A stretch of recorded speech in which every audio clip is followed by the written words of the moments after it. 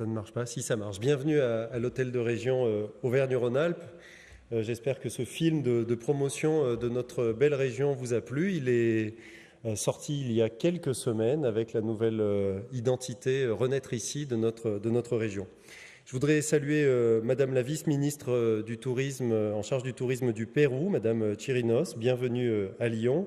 Saluer Mesdames les ministres, j'ai salué Madame de Messine et je crois que Madame Pinville va nous rejoindre dans quelques minutes. Madame de Messine, présidente de l'UNAT et Madame Pinville, présidente de VVF Village. Madame la députée européenne, Inès Ayala Sander, originaire d'Espagne, de la région d'Aragon. Ça fait très plaisir de vous recevoir. On doit avoir quelques points en commun.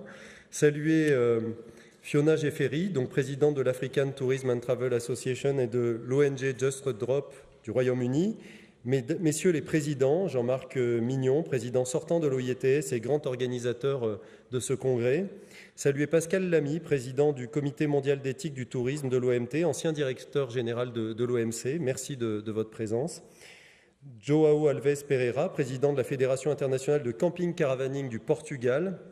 Les présidents de sections régionales, Fabrizio Pozzoli d'Italie, Flavia Costa du Brésil, Gauthier Amoussou du Bénin.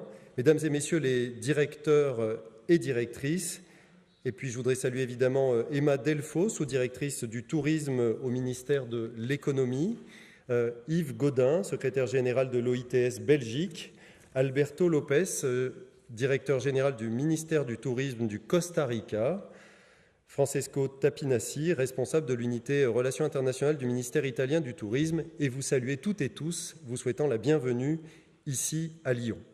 Vous serez près de 300 pendant vos séances et je suis ravi de vous accueillir en France, ici à Lyon et en région Auvergne-Rhône-Alpes.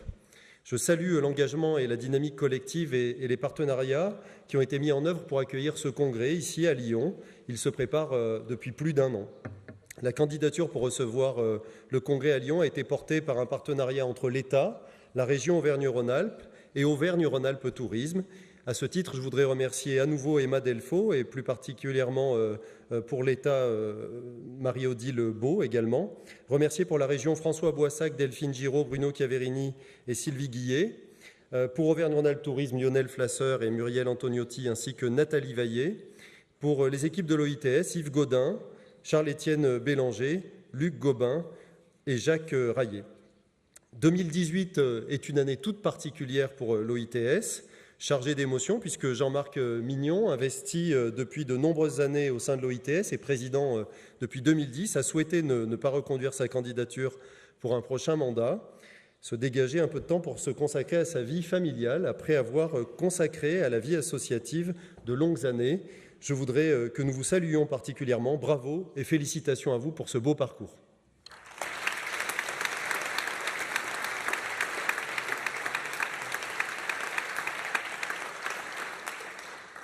Il transmet cette belle fonction à Inès Ayala, députée européenne et nouvellement élue présidente de l'OITS depuis ce matin. Toutes nos félicitations, chère madame.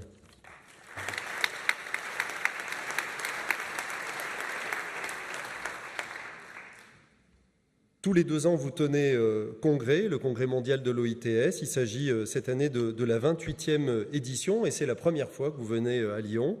C'est le symbole aussi de ce que la France et notre région ont voulu saluer l'œuvre et le parcours de M. Mignon, puisque c'est sa dernière Assemblée générale. C'est une très belle édition, puisque vous serez plus de 300 participants, issus de 28 nationalités et représentant 4 continents. Cela démontre la vitalité de l'OITS et un engouement fort, avec notamment un lien avec l'universalité des sujets qu'elle porte, un intérêt croissant autour de thèmes fédérateurs qui touchent toutes les régions du monde. Parce que le tourisme, c'est l'économie, c'est l'emploi, c'est le dynamisme des entreprises, au service d'un projet encore plus grand, incluant un développement responsable, durable, au service des territoires et du mieux-être de nos concitoyens. C'est un tourisme inclusif qui privilégie une vision de développement à long terme en tenant compte des facteurs économiques, sociaux et environnementaux. C'est d'ailleurs le thème général de votre congrès, le tourisme en action, innover, développer et partager, l'innovation et la créativité, le tourisme des jeunes et le développement équilibré des territoires sont également inscrits au cœur de nos centres d'intérêt, réflexions et politiques structurantes. Social, ça signifie responsable, ça signifie accessible, solidaire, bienveillant. C'est tout ce que vous pouvez retrouver derrière cette nouvelle identité que nous avons voulu adopter pour la région Auvergne-Rhône-Alpes sous la bannière Renaître ici. Vous venez de le voir dans le film, et en tant que vice-président en charge du tourisme de cette région et président de Auvergne-Rhône-Alpes Tourisme, je veille à ce que notre tourisme régional, premièrement, respecte son environnement et soit en harmonie avec son territoire. Les priorités régionales ont été fixées selon les caractéristiques majeures de notre territoire. Nous travaillons sur la pleine nature, avec par exemple les volcans d'Auvergne, sur la montagne, avec nos Alpes et évidemment l'emblématique Mont Blanc, sur le thermalisme et la pleine santé avec nos 24 stations et le sujet de préservation de la ressource en eau, sur l'itinérance comme nos grands chemins de randonnée, mais aussi l'itinérance le long des fleuves, sur la gastronomie et le no-tourisme comme toutes les appellations et crues, comme par exemple le Creuse Hermitage cher à mon cœur et le buffet de ce soir préparé exclusivement avec les produits de la région du Goût vous fera découvrir ces produits exceptionnels. Premièrement, donc, qu'il respecte son environnement. Deuxièmement, que le tourisme soit accessible à tous. Et là, je cite notre politique liée au handicap, mais aussi Génération Montagne, qui investit massivement et met en commun des moyens de nombreux acteurs afin que les jeunes réinvestissent la montagne, puisque c'est une clientèle qui a eu plutôt tendance à déserter la pratique de la montagne. Troisièmement, que le tourisme soit solidaire, donc pour tous. Auvergne-Rhône-Alpes est la première région de France pour le tourisme pour tous, avec une large représentativité des villages vacances, des centres de vacances et des hébergements collectifs. Elle a accueilli les premières classes de neige à Pras-sur-Arly dans le 74, il y a plus de 60 ans. Le développement et la valorisation de ces hébergements touristiques sont essentiels en termes d'aménagement du territoire, d'accès aux vacances au plus grand nombre, de maintien de l'emploi sur des territoires ruraux, d'accès aux vacances aussi pour les familles ou aux séjours pour les plus jeunes avec des classes de découverte, des colonies de vacances ou des séjours collectifs sur des territoires qui n'auraient pas d'autres activités économiques si le tourisme n'était pas présent. Compte tenu de leur vocation éducative et sociale, mais aussi de leur modèle économique plus fragile, la région a fait de ces établissements une cible prioritaire au sein de sa politique de soutien aux hébergements touristiques. Le maintien et le développement de ce parc historique et emblématique, moteur dans le renouvellement générationnel des clientèles, notamment en montagne, est accompagné par la région au travers de plusieurs leviers. Je viens de l'évoquer avec Madame de Messine. C'est un sujet que nous n'avons pas du tout déserté, mais sur lequel nous avons choisi de réinvestir pour accompagner l'investissement, la rénovation, la création de centres de vacances, avec des aides à l'ingénierie et des études préalables pour les projets d'investissement, avec des aides à l'investissement qui peuvent aller jusqu'à 400 000 € pour accompagner l'investissement dans ces établissements, avec la création d'un groupe de financeurs qui regroupe les principales banques, les principaux opérateurs financiers qui peuvent accompagner la rénovation et la création d'hébergements de ce type, avec un programme de formation et un appui à la promotion proposé par Auvergne-Rhône-Alpes Tourisme. Depuis 2016, la région a soutenu 51 projets d'investissement de structures d'hébergement de tourisme pour tous, pour un montant d'aide totale de 8 millions d'euros. C'est dire si nous sommes présents sur cette thématique importante dans l'histoire du tourisme social et familial en France et particulièrement dans notre région. Auvergne-Rhône-Alpes Tourisme est très investi aux côtés de l'OITS. C'est pourquoi nous avons fait le choix également d'être candidat pour la venue de ce congrès ici à Lyon. Et sous l'impulsion de notre directeur général, Lionel Flasseur, nous souhaitons vraiment impulser avec les acteurs du tourisme de la région une véritable dynamique sur le tourisme bienveillant qui prendra en compte les enjeux environnementaux, climatologiques, économiques et sociétaux. L'écriture avec les acteurs du tourisme d'Auvergne-Rhône-Alpes d'un manifeste pour un tourisme bienveillant concrétisera les visions de chacun pour répondre aux besoins de redistribution des activités et des destinations, d'une économie régénératrice et non plus prédatrice, à la juste répartition de valeurs créées, à la nécessité de créer du lien entre le visiteur et l'habitant pour réduire la fracture causée par le tourisme de masse. Voilà tous les enjeux sur lesquels nous nous investissons. Nous réaffirmons notre présence sur un sujet central de fréquentation touristique parce que, au travers de la présence du tourisme social et familial, nous savons que donner accès à tous aux vacances, c'est aussi créer les clientèles de demain. Ces jeunes qui viennent dans des centres de vacances amèneront demain leur famille dans nos montagnes ou au bord de nos lacs ou sur nos chemins d'itinérance. Donc nous contribuons ainsi au maintien de l'emploi, au maintien de l'activité sur des territoires qui n'en auraient pas, et nous créons la richesse de demain, la richesse culturelle, la richesse individuelle, mais aussi la richesse collective qui impacte l'ensemble de nos territoires. Merci encore à l'OITS d'avoir fait le choix d'être ici à Lyon aujourd'hui. Félicitations pour votre investissement à tous. Je vous souhaite un excellent congrès et je cède la parole à Emma Delfaux qui représente l'État aujourd'hui.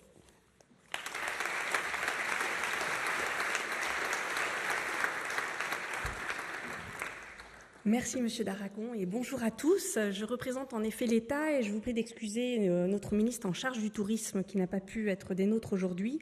Et puis si vous avez suivi l'actualité, on a eu des nouveaux ministres et notamment une nouvelle ministre en charge du tourisme côté du ministère de l'économie. Donc elle vient de prendre ses fonctions. Donc je la représente. Je ne vais pas vous citer individuellement parce que la liste est longue. Mais par contre, je souhaitais vous saluer individuellement quand même parce que je pense qu'aujourd'hui, c'est une belle réunion de tout horizon très différent et je me réjouis encore une fois que la France ait pu accueillir ce congrès de l'OITS. Alors c'est vrai que le dernier congrès que la France avait accueilli date de plus de 10 ans, c'était à Aubagne en 2006, donc il était temps finalement que la France réaccueille l'OITS.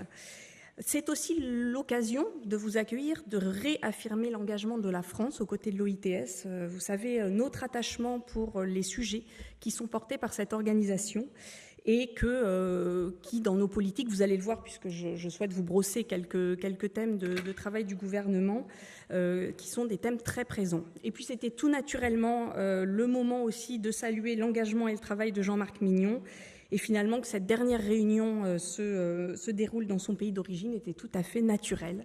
Donc vraiment, nous sommes enchantés de vous accueillir et enchantés que l'OITS ait fait ce choix aujourd'hui d'être en France. Alors au-delà de la France, vous voyez aussi que vous êtes en région Auvergne-Rhône-Alpes et tout ce qui vous a été montré, je peux le souligner, c'est aussi un partenariat fort entre l'État et la région pour accueillir ce congrès parce que c'est vrai que la région Auvergne-Rhône-Alpes est une région particulièrement dynamique en termes touristiques. Vous avez vu toutes les richesses qu'elle a et toutes les politiques surtout qu'elle met en œuvre.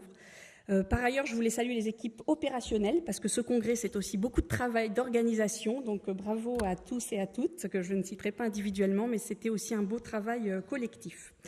Alors, ce congrès intervient quand même dans un moment touristique avec des enjeux relativement importants.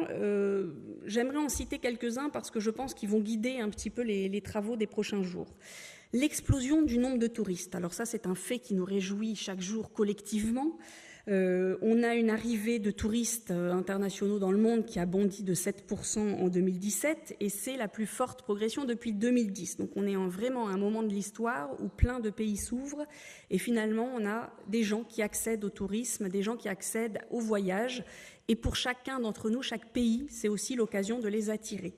Donc c'est une opportunité réelle, c'est une opportunité économique. En tant que représentante du ministère de l'économie, pour nous, c'est vraiment important. On voit que le tourisme, c'est la 3e plus importante catégorie d'exportation dans le monde. Donc évidemment, chacun veut sa part du gâteau et chacun se dit, voilà, je vais en tirer le maximum. Pour autant, clairement, il y a des contreparties, des sujets de surfréquentation. Ces gens qui veulent tous voir la Tour Eiffel, le Machu Picchu, tous ces gens-là, qu'est-ce qu'on fait pour leur dire, oui, certes, vous pouvez venir dans ces magnifiques endroits, mais il y a plein d'autres choses à valoriser et éviter ainsi l'overtourisme et les réactions de rejet qu'on voit en Europe, beaucoup arriver, alors pas encore trop en France, mais chez nos collègues de Barcelone, de Venise. C'est un sujet qu'on voit poindre aujourd'hui et qui nous permet aussi de réfléchir sur un meilleur équilibre de répartition de la fréquentation. Et enfin, les contreparties aussi, c'est les exclus du tourisme. C'est que certes, les classes aisées, les classes de tous ces pays accèdent au tourisme, mais que fait-on pour tous ces autres personnes des pays qui, eux aussi, ont droit à voyager et qui sont aussi le cœur de cible de l'OITS et de nos réflexions collectives.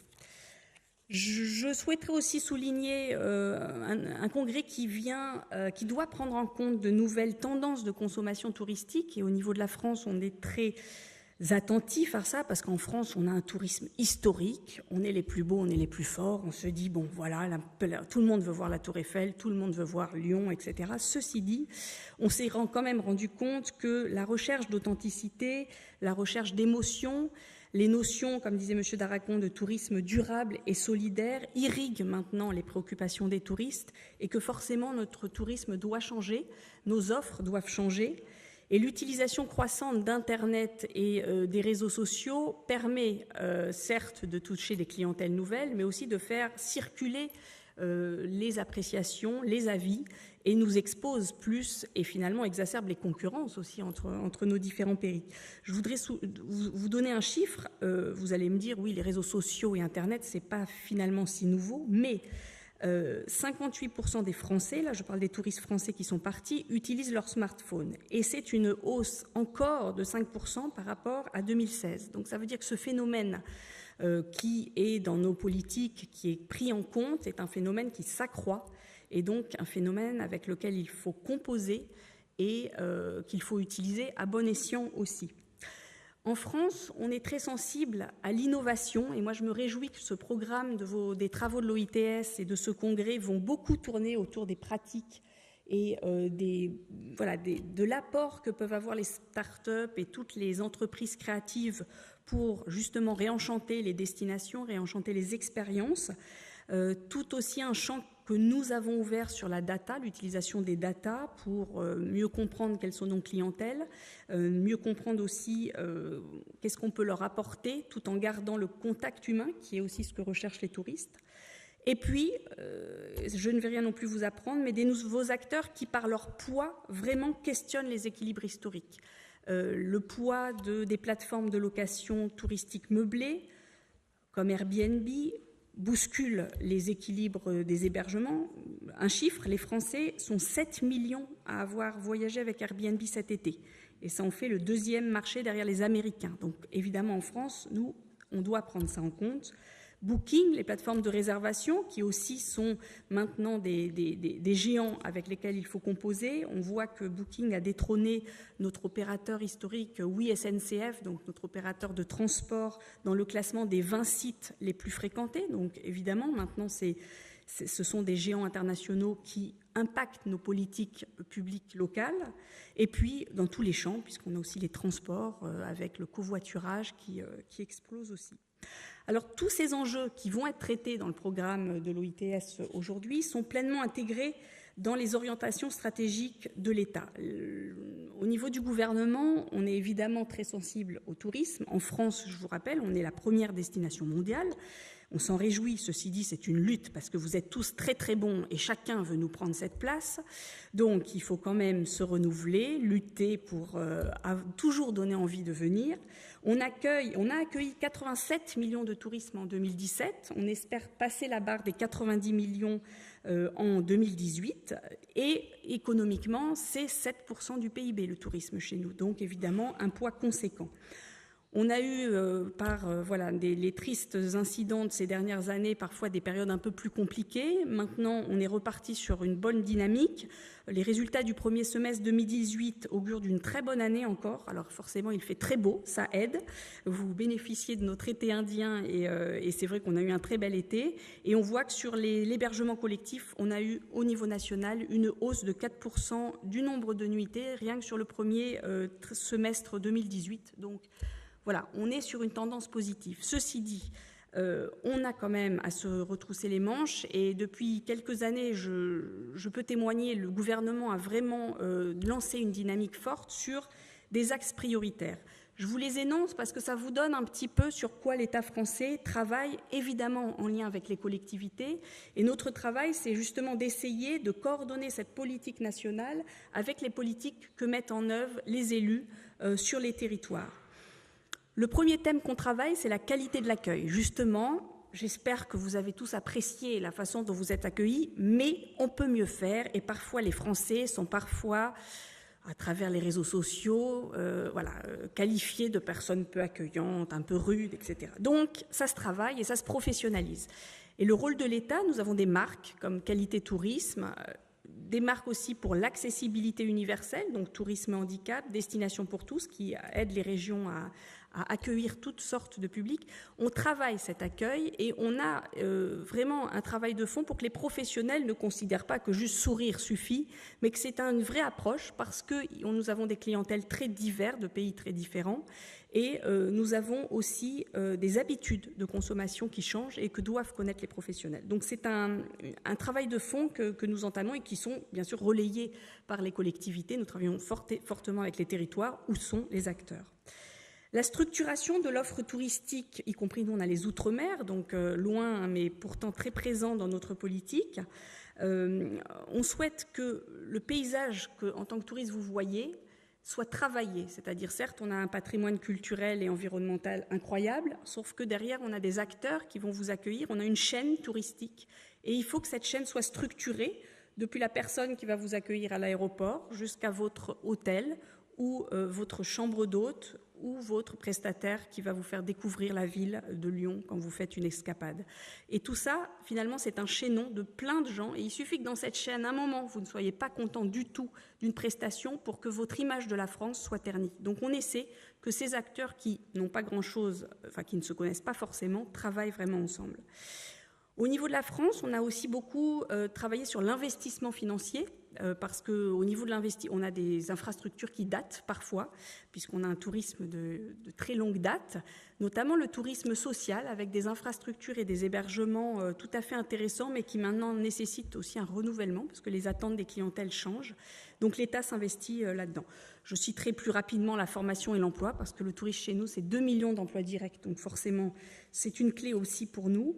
Et puis, je citerai, et je m'arrêterai là, l'accès aux vacances pour le plus grand nombre. C'est une politique sociale que nous menons et qui, je vous le dirai un peu plus tard, est vraiment structurée au niveau français. Alors, pour vous donner aussi, là je suis une représentante du ministère de l'économie, mais vous avez sans doute entendu parler que maintenant le tourisme est aussi partagé avec le ministère de l'Europe et des Affaires étrangères, ce qui est intéressant parce qu'il a une bien meilleure connaissance que nous des clientèles touristiques étrangères. Il a des ambassadeurs dans chaque pays et il peut par ce biais faire que les personnes qui habitent dans d'autres pays deviennent des touristes en France. Et donc ce travail est de plus en plus maintenant formalisé au sein d'un conseil interministériel du tourisme. Le gouvernement ne travaille plus en silo, il souhaite partager finalement les problématiques touristiques avec l'ensemble des ministres. Et c'est intéressant parce que finalement le tourisme, c'est de l'environnement, c'est de la sécurité, donc c'est du ministère de l'Intérieur, c'est de l'économie, donc c'est chez nous, c'est de la culture, c'est du ministère de la Culture, c'est le ministère des Affaires sociales, c'est l'éducation, c'est la jeunesse. Et en fait, c'est pratiquement tous les ministères qui jusque-là ne se sentaient pas tellement concernés par notre problématique touristique. Et c'est vrai quand on arrivait en disant on a des problématiques touristiques, ils nous disaient écoutez, repassez parce que franchement, c'est pas dans nos priorités. Alors que maintenant, le gouvernement et le Premier ministre a mis ce travail auprès de lui et nous avons des réunions tous les 6 mois avec des engagements que chaque ministre doit tenir pour que tout le monde travaille de concert. Au niveau du ministère de l'économie, je citerai 2 chantiers qui nous tiennent à cœur. L'innovation, je vous en parlais vraiment, c'est de faire travailler les start-up et tout l'écosystème des entreprises qui sont dans les territoires pour finalement travailler chaque petite parcelle du parcours du tourisme en disant qu'est-ce qu'il peut y avoir de nouveau, qu'est-ce qu'il peut y avoir de facilité. Donc c'est une thématique qu'on travaille beaucoup. Et puis évidemment l'accès aux vacances pour tous, c'est une priorité du gouvernement. Je vous donnerai un chiffre. On mène chaque année, le cabinet Rafour Interactif mène une enquête. 55% des Français partis en 2017 considèrent que les vacances sont un besoin vital. Et ça, c'est un record. C'est la première fois depuis 16 ans que ce taux dépasse 55%. Et évidemment, on essaie que le plus grand nombre de Français puissent partir. C'est pour ça que tous les travaux de l'OITS nous intéressent, pour voir les différentes politiques publiques qui visent à atteindre cet objectif. On a des résultats. 64% des Français partent en vacances. Ils sont partis en 2017, donc ceux qui ont 15 ans et plus. Et c'est aussi un record, un nouveau record et une progression qui concerne toutes les catégories, donc pour lesquelles on est relativement content. Nous avons un dispositif, et je ne serai pas plus long, qui est l'Agence nationale pour les chèques-vacances. Vous aurez l'occasion, pendant ces 2 jours de congrès, de comprendre cet organisme. Et c'est un organisme qui nous permet à la fois de fournir une aide à travers les entreprises et les comités d'entreprise aux salariés qui veulent partir, et de financer, par ailleurs, tout un ensemble de programmes pour l'aide au départ, que ce soit les seniors, les familles monoparentales, les jeunes, et qui est un dispositif assez intéressant et unique parce que c'est vraiment une politique publique qui s'autofinance et qui est vertueuse dans les 2 sens. Donc c'est une agence qui endosse une réelle politique publique qui porte ses fruits, puisque très clairement, c'est pour les bénéficiaires directs, c'est 4,5 millions de bénéficiaires directs de ces dispositions. Donc vous voyez qu'en vous brossant rapidement les préoccupations du gouvernement français et des régions, évidemment beaucoup de sujets font écho à l'OITS. Moi, je me félicite que l'OITS ait réussi quelque chose que je voudrais souligner et qui est, et tout l'hommage est à faire aussi à Jean-Marc Mignon, de s'ouvrir à d'autres thématiques. Notre préoccupation, c'est de dire le tourisme social ou le tourisme solidaire ne doit pas être considéré comme un tourisme à part. C'est une partie de notre politique, c'est une partie du tourisme. Et le fait qu'il y ait eu ce rapprochement avec les thématiques comme l'hébergement responsable et durable et le réseau Earth montre cette capacité à renouveler la thématique et à appréhender un petit peu différemment des concepts qui gardent toute leur justification et toute leur valeur, et qui, finalement, rendent un champ de réflexion plus large que juste le tourisme social. Les quelques heures de travaux qui s'ouvrent à nous là, sur ces prochains jours vont permettre, je l'espère, de comprendre mieux les attentes des différentes clientèles dans chacun de vos pays, de définir les grandes lignes du tourisme de demain, de valoriser aussi l'innovation qui est présente dans chaque territoire, et aussi d'échanger entre nous, parce que la grande force d'un congrès comme celui-ci, c'est aussi de voir qu'il y a des pratiques, des stratégies, des formes de soutien qui ne sont pas les mêmes, dont on peut s'inspirer. Et finalement, c'est à travers ces témoignages qu'on va pouvoir repartir tous avec des bonnes idées, des bonnes pratiques. Et j'espère, et je le souhaite, que ce congrès puisse vraiment vous permettre de glaner ces bonnes idées pour gagner en compétences dans votre pays, afin de favoriser l'accès aux vacances pour tous et surtout de ne pas nous piquer notre première place parce que nous y tenons quand même beaucoup. Très bons travaux.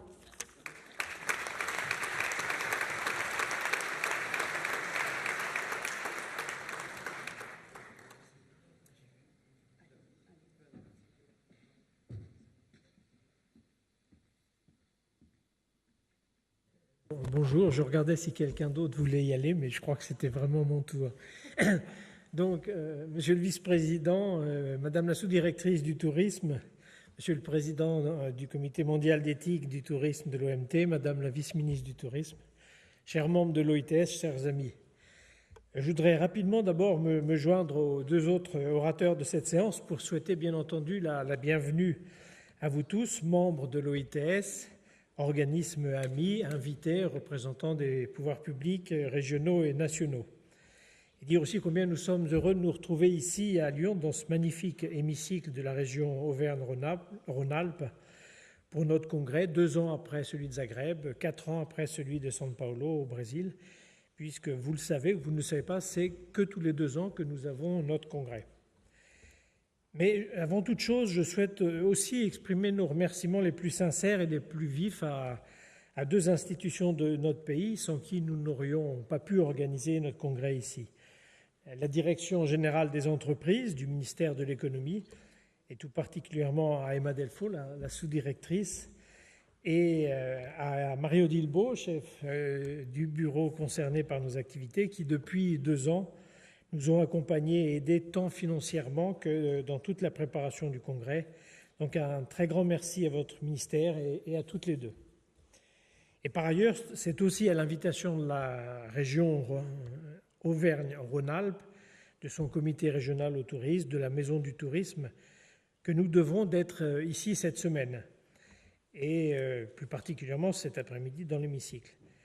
Donc là aussi, au nom de tous les membres de l'OITS, je voudrais vous remercier, Monsieur le Vice-président, remercier tous ceux de vos collaborateurs et responsables du tourisme dans la région qui nous ont aussi aidés avec efficacité et beaucoup de dévouement. Et je veux citer François Boissac et Lionel Flasseur et leurs équipes, avec une mention particulière pour notre amie Muriel Antoniotti, notre cheville ouvrière ici, qui est par ailleurs membre de notre conseil d'administration. Donc un très grand merci à vous toutes et vous tous, comme aux autres organismes partenaires et ou amis qui, par leur soutien, nous ont permis de parvenir à nos fins. Et je veux citer ici l'Agence nationale pour les chèques vacances, l'UNAT, Temps Jeune, VVF Village, le groupe UP, ATD, Betterfly Tourisme, GOES et Ernst & Young. Mais permettez-moi d'en venir maintenant au fond. Nous avons choisi de construire notre congrès sur le tourisme en action, innover, développer et partager, au cours duquel, vous le savez, nous allons aborder 3 thématiques distinctes, innovation et créativité, demain matin, le tourisme des jeunes, demain après-midi, et le développement équilibré des territoires, vendredi. Donc, je laisserai à mes amis Charles Etienne, notre directeur, Marie-Odile et Muriel, vous détailler le programme de ces 48 heures en fin d'après-midi. Alors certains qui sont peut-être habitués à nos congrès passés ou connaissant l'OITS pour son engagement constant en faveur du tourisme social ont pu ou peuvent se demander pourquoi nous avons décidé de ne pas faire un congrès de plus, aurais-je presque envie de dire, sur le tourisme social stricto sensu. Donc la raison, elle est double. Tout d'abord, à la suite de notre congrès au Brésil, il y a 4 ans, nous avons engagé une profonde réflexion sur l'objet et le périmètre de l'OITS à partir de notre texte de référence, la Déclaration de Montréal, pour une vision humaniste et sociale du tourisme, je la cite. Et après 2 années de consultation et d'échanges entre nous, nous avons considéré que l'OITS devait en fait poursuivre à l'avenir 2 objectifs majeurs. L'un qui est notre objectif historique, d'œuvrer et de porter le plaidoyer en faveur de l'accès de davantage de nos concitoyens au tourisme et aux vacances, qui en sont empêchés pour des raisons économiques ou de handicap. C'est l'objectif du tourisme social ou du tourisme pour tous, à propos duquel nous continuons d'ailleurs à voir que nous avons un vrai problème sémantique à l'échelle internationale. Et nous avons donc un second objectif qui est la conception même du tourisme que nous portons, que nous voulons faiseur de société, facteur de puissance économique, acteur de l'aménagement du territoire et du développement local et partenaire des programmes de développement. Œuvrer donc pour un tourisme responsable, solidaire, au service des personnes et des communautés. Et c'est donc pour tenir compte de cette approche plus globale que nous voulons porter à l'échelle internationale que nous avons décidé de nous ouvrir au secteur dit du tourisme solidaire et responsable, comme l'a d'ailleurs indiqué déjà Emma Delfaux, et que lors de notre congrès de Zagreb, nous avons décidé à l'unanimité de fusionner nos réseaux avec le réseau Earth. Donc notre congrès de Lyon est le premier congrès à s'inscrire dans le cadre de cette nouvelle configuration. Donc je viens de vous donner la première raison, plus interne, qui explique notre évolution, mais je vous ai dit qu'il y avait 2 raisons et j'en viens donc à la seconde qui me paraît peut-être encore plus majeure. Il faudrait en effet être un peu sourd ou aveugle pour ne pas avoir vu, lu ou entendu, surtout depuis 1 à 2 ans, les manifestations croissantes à l'encontre de ce qu'on appelle maintenant parfois le surtourisme. Et j'en veux pour preuve 2 articles très récents. Le Courrier international du mois dernier titrant sur « Tourisme, ça déborde. Pourquoi les Européens veulent freiner le tourisme de masse ?» et notre grand quotidien français Le Monde y consacrant son éditorial d'il y a quelques jours intitulé « Le tourisme au bord de l'overdose ». Alors certes, les manifestations dont il s'agit ne concernent principalement que certaines grandes villes touristiques, pour le moment, des sites parmi les plus prestigieux, et pas l'ensemble de la planète, puisqu'il y a évidemment beaucoup de pays ou d'endroits qui aimeraient voir venir plus de touristes. Mais c'est un signe fort auquel je crois que nous avons été parmi les premiers à être sensibilisés, à faire écho depuis 2 ans. Et nous ne pouvons plus passer cela sous silence, même s'il conviendrait à la fois d'analyser les causes de l'augmentation de ces flux de touristes, le développement des lignes aériennes low cost notamment en est une, et aussi d'en évaluer les effets qui ne sont pas tous de même nature, qu'il s'agisse de l'impact sur la qualité de vie des populations de ces lieux trop visités, Impact sur le coût des logements, l'effet Airbnb dans un certain nombre de lieux, le bruit, le coût des investissements, etc., etc. Mais sans oublier pour autant ce qu'apporte aussi le tourisme en termes de création d'emplois et de richesses. Et enfin, comment ne pas ajouter à cela la dimension environnementale, tout à fait fondamentale, puisque nous avons beaucoup de raisons de nous en faire pour l'avenir de la planète que nous laisserons à nos enfants et petits-enfants.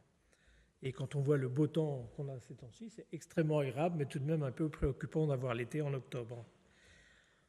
Donc l'enjeu est de taille. Moi, je ne m'inscrirai pas dans la catégorie de ceux qui pensent qu'il suffira de supprimer le tourisme ou les touristes, car évidemment, cela ne se fera pas plus que de supprimer l'électricité.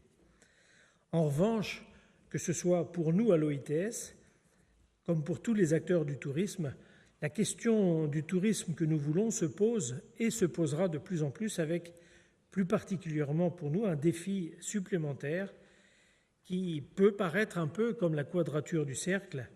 Comment continuer en effet à plaider en faveur du tourisme pour tous au moment où l'excès de tourisme ou les excès des touristes sont de plus en plus contestés dans un certain nombre de lieux? Quel modèle nous faut-il adapter ou inventer? Comment se distinguer du tourisme de masse? Comment parvenir à mieux réguler les flux là où c'est nécessaire? Et ne faut-il pas aussi revoir la façon que nous avons d'évaluer le tourisme, où on ne parle principalement que du tourisme international et où les critères et indicateurs retenus ne sont que quantitatifs et très rarement qualitatifs? Tant de questions se posent que nous serons bien sûr incapables de solutionner tout seuls, mais à propos desquelles nous sommes sans doute capables d'apporter des idées et témoigner d'un certain nombre de pratiques positives. Et c'est donc bien pour l'ensemble de ces raisons que, personnellement, je ne regrette pas un instant que l'OITS ait ouvert son périmètre et ait redéfini ces deux objectifs majeurs dont je vous ai parlé il y a un instant. Et notre congrès de Lyon est la première expression de cette volonté d'être un lieu d'échange et de partage sur certaines de nos préoccupations principales, sociales au travers du tourisme des jeunes, sociétales autour de l'objectif du développement équilibré des territoires, sans oublier le professionnalisme et l'efficacité, sans lequel nous n'existerions pas ou plus. Ce sera la matinée sur innovation et créativité. L'Union nationale des associations de tourisme, qui dispose d'une union régionale importante, puisqu'Auvergne-Rhône-Alpes est la région de France avec le plus d'équipements gérés par le secteur du tourisme associatif, au premier rang desquels un modèle très français, le village de vacances, et dont de nombreux responsables sont ici présents, et le réseau des acteurs du tourisme durable nous ont aidés à concevoir et monter le programme qui vous est proposé. Et les près de 60 orateurs et intervenants qui viennent, eux, de près d'une vingtaine de pays, vont nous permettre, j'en suis sûr, d'apprendre beaucoup les uns des autres et de pouvoir réfléchir sur toutes ces thématiques. Je veux d'ores et déjà, au nom de l'OITS, les remercier vivement de leur apport et citer aussi particulièrement la venue vendredi du leader spirituel et politique de la communauté indienne d'Amazonie, Benki Piyako, pour un exposé dont nous attendons aussi beaucoup d'authenticité et d'intérêt. Et au-delà de notre congrès de Lyon, ce que nous voulons, c'est vraiment faire en sorte que la voix de l'OITS pèse davantage vers les décideurs publics, les acteurs du tourisme, comme au sein des organisations internationales. Alors vous ne le savez sans doute ou peut-être pas, mais l'OITS est le second membre affilié le plus ancien de l'Organisation mondiale du tourisme. Et je veux exprimer toute ma gratitude à Pascal Lamy, président du Comité mondial d'éthique, d'être avec nous cet après-midi, avec deux autres membres du comité, Fiona Jeffrey, qu'on entendra dans un moment, et je crois l'avoir vu arriver aussi Gunur Diker de Turquie.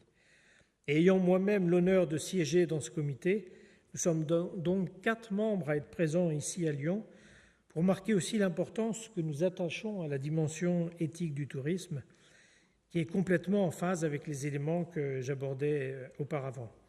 Et Pascal Lamy signera d'ailleurs, à la fin de son intervention, un accord d'engagement sur le Code mondial d'éthique avec le réseau ATD. Donc l'OITS demeure à mes yeux une organisation très originale, avec à la fois les acteurs publics responsables et partenaires des politiques du tourisme en général et des politiques sociales en particulier, les acteurs opérationnels du tourisme social et du tourisme responsable et solidaire, qui se réfèrent largement aux valeurs de l'économie sociale et solidaire, les partenaires syndicaux et académiques, enfin. C'est tout cet ensemble qui constitue un lieu privilégié d'échange et de réflexion. Donc voilà ce que je croyais important de devoir vous dire pour positionner les thématiques et l'esprit de ce congrès de Lyon. Mais bien sûr, au-delà des séances plénières, des ateliers, du Forum de l'innovation, je crois que ces journées seront, comme toujours par le passé, des temps de contact personnel, d'échange et de convivialité qui permettent de mieux se connaître, de créer des liens ou même de trouver des partenaires étrangers. Donc profitons-en car ces journées passent vite et ne reviennent que tous les 2 ans. Et je veux aussi dire à ceux qui nous écoutent ici et qui ne sont pas membres de l'OITS que l'OITS est vraiment une maison ouverte, tournée vers l'avenir et qui prétend être l'une des voies d'un tourisme qui rapproche et qui ne perturbe pas, d'un tourisme qui respecte, d'un tourisme qui considère avec autant d'importance la dimension nationale que la dimension internationale. Sentez-vous donc les bienvenus si vous voulez vous joindre à nous. Voilà, j'en ai terminé avec l'introduction que je voulais faire sur notre congrès et il me reste maintenant une dernière tâche très agréable à faire. Donc, comme vous l'avez compris, c'est mon dernier congrès et je voudrais maintenant vous présenter, enfin vous avez compris qui c'était, la présidente qui a été élue ce matin par notre conseil d'administration, puisque ce n'est pas une surprise pour beaucoup. Il s'agit d'Inès Ayala Sender. Inès sera la première Espagnole à présider l'OITS et uniquement d'ailleurs, je me permets de l'ajouter, la seconde femme très longtemps après Madame Simone Troisgros qui était une présidente française dans les années 70-80 je crois. Inès est membre du Parlement européen et avait été ces dernières années l'une des rares députées à s'intéresser à la dimension sociale du tourisme et à l'origine du projet Calypso. Et après avoir été syndicaliste, eu des responsabilités dans l'économie sociale, collaboré plusieurs années avec IMSERSO, elle préside aujourd'hui le groupe de liaison du Parlement européen avec le Maghreb et membre de la commission transport. Je vais lui passer la parole dans une seconde.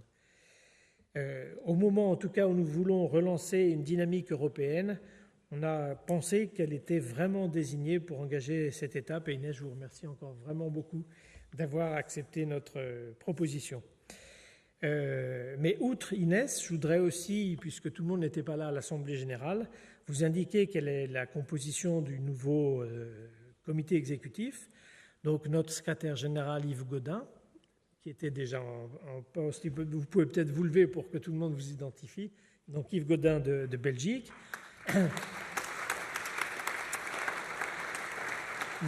Notre trésorier de Belgique aussi, Eric Wolters, je ne sais pas où il est, Eric là-bas, voilà, au fond. Nos vice-présidents, donc on a Maurizio D'Avoglio d'Italie, Maurizio qui est là, qui vient du secteur du tourisme solidaire et responsable. Alain Clovart, qui vient plutôt du secteur des syndicats, qui est de Belgique. Alain Clovart, de la FGTB, voilà. Patrick Brault, de France, qui vient, lui, du secteur associatif. Et il y a un 4e poste de vice-président qui a été réservé, dont je ne peux pas vous en dire plus aujourd'hui, mais je reviendrai là-dessus d'ici vendredi.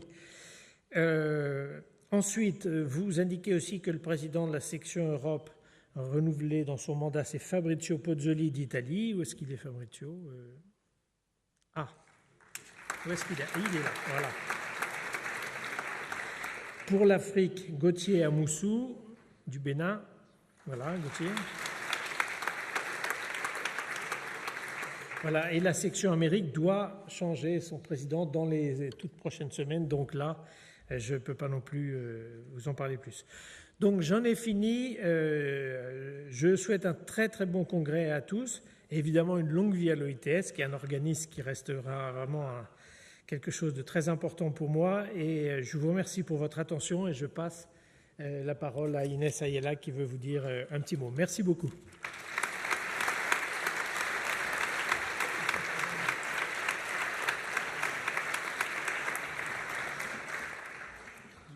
Bonsoir à tous et à toutes. En premier lieu, Monsieur le vice-président de la région Auvergne-Rhône-Alpes, Madame la vice-directrice du ministère de l'économie, Madame la vice-ministre du Pérou, autorités toutes, et premièrement, remercier énormément, premièrement, Jean-Marc et tout le comité exécutif sortant qui sont venus au Parlement pour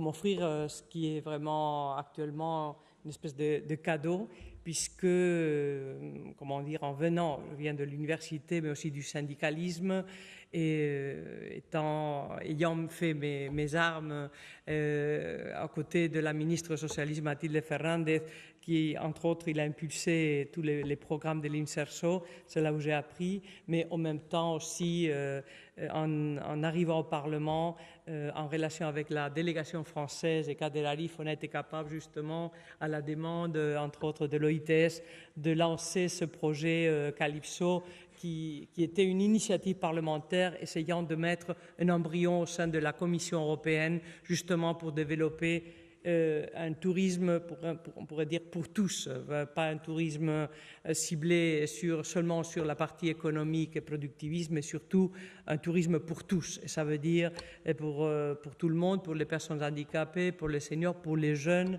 un tourisme aussi responsable. Et ça, je pense que ces cadeaux en plus venaient avec cet autre élément, puisque l'OITS venait justement de s'ouvrir en plus de tourisme social à la partie soutenable, tourisme solidaire et responsable aussi avec les territoires, avec les destinations et les gens qui accueillent. Et je pense que justement c'est un moment, d'après ce que ce matin dans l'Assemblée on a présenté comme rapport d'activité dans toutes les régions et aussi à l'OITS comme association, où je pense qu'on est justement dans un momentum fort, puisque la réalité nous dit justement que ce qui se passe en général a des liens pas seulement avec la nature et avec les changements, pas seulement les changements climatiques, mais en tout, avec l'impact sur notre entourage, et a des réactions très important sur le social, et on le voit sur la pauvreté, sur les inégalités, et de petit à petit, ces deux éléments qui se dégradent parce qu'il n'y a pas une réaction suffisante des administrations, des associations, finalement des citoyens en général, fait aussi émerger des éléments très très inquiétants en façon de populisme qui sont pas seulement en Europe, on le voit en général, et c'est là où le social revient en force. Et je trouve justement qu'à travers le voyage, à travers le tourisme, aller à l'encontre des autres, c'est un vecteur fondamental pour lutter contre cette fléau. C'est un élément fondamental que peut-être dans les dernières années où on a subi la grande crise en Europe, mais qui a aussi, dans l'entourage, a eu des effets très, très importants. Moi, je m'occupe aussi du Maghreb, et je dois dire que là, on a eu vraiment, à partir les attaques, mais aussi la grande crise européenne, on a aussi subi des impacts très importants sur une industrie qui était pour eux aussi très importante. Je pense que c'est un moment important où l'OITS s'est renforcé dans ses objectifs. Les objectifs du développement durable de l'ONU, c'est un encadrement magnifique pour aller en avant, pour innover, renouveler et notamment renforcer l'organisation. Je trouve que tout ce qu'on a présenté dans les régions, dans les 3 régions, était vraiment des itinéraires remarquables et dont j'ai écouté avec beaucoup d'attention justement les éléments fondamentaux d'intérêt, des préoccupations, mais aussi le point fort de tous et chacun des organisations dans chaque région.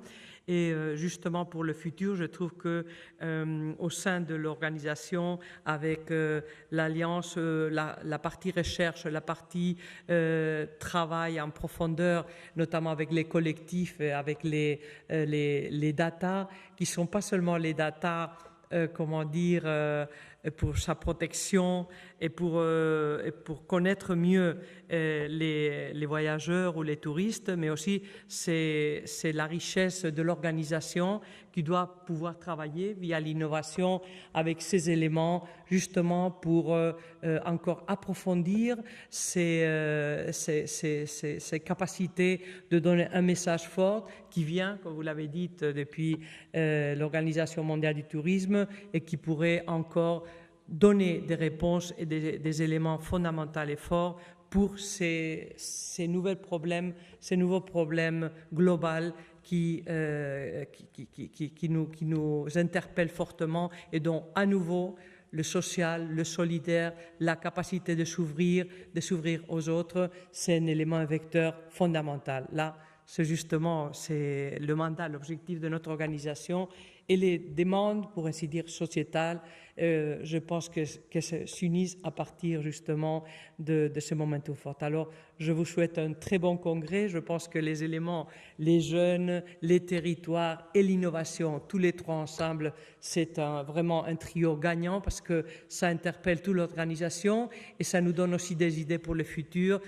Avec tous les comités exécutifs et aussi le nouveau conseil d'administration et vous tous et toutes, on va essayer fortement, et c'est notre engagement, de le porter en avance. Merci beaucoup.